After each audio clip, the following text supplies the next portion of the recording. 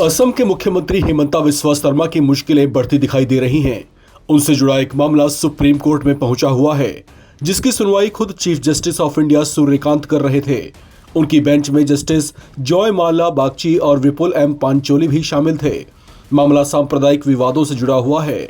इस मामले में सुनवाई के दौरान कुछ ऐसा हुआ कि सीजेआई सूर्यकांत बिफर उठे।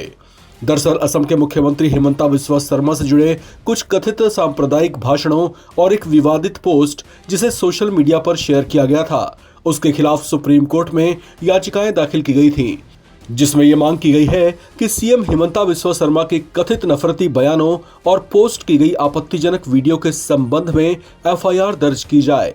इस याचिका में जिस आपत्तिजनक वीडियो का जिक्र किया गया है वो एनिमेटेड है और उसमें उन्हें दो मुस्लिमों की ओर बंदूक चलाते हुए दिखाया गया है। हालांकि साथ ही यह भी दावा किया जा रहा है कि इस मामले में जब विवाद बढ़ा तो उस कथित वीडियो को डिलीट कर दिया गया था। याचिकाकर्ताओं की दलील है कि इससे सांप्रदायिक सौहार्द के लिए खतरा पैदा हो सकता है।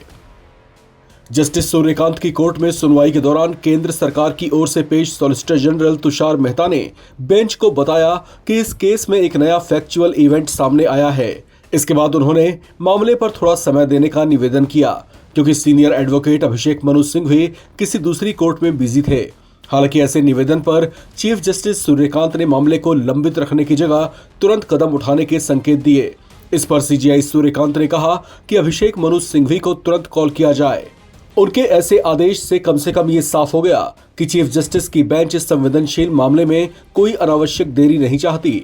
सिंघवी के पहुंचने पर सुनवाई फिर से शुरू हुई। सीजेआई सूर्यकांत ने पिटिशनर्स की ओर से पेश सीनियर एडवोकेट एएम सिंघवी से पूछा कि आपको हाई कोर्ट जाने से क्या रोकता है। इस पर सिंघवी ने कहा कि यह मामला कॉन्स्टिट्यूशनल पिलर की बेसिक बातों पर असर डालता है।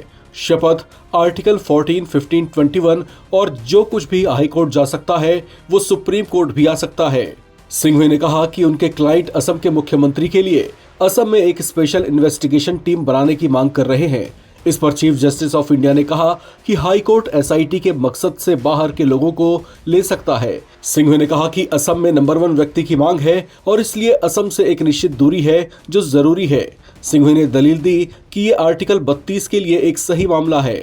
सिंघवी ने कहा कि असम के मुख्यमंत्री आदतन और लगातार गलती करने वाले हैं। सीजेआई ने सिंघवी से ये सभी बातें हाई कोर्ट के सामने रखने को कहा और कहा कि फंडामेंटल राइट के बजाय ह्यूमन राइट का उल्लंघन होता है तो हाई कोर्ट अभी भी सुधार के लिए एक्शन ले सकता है। सीजेआई ने कहा कि ये पहला मामला नहीं है।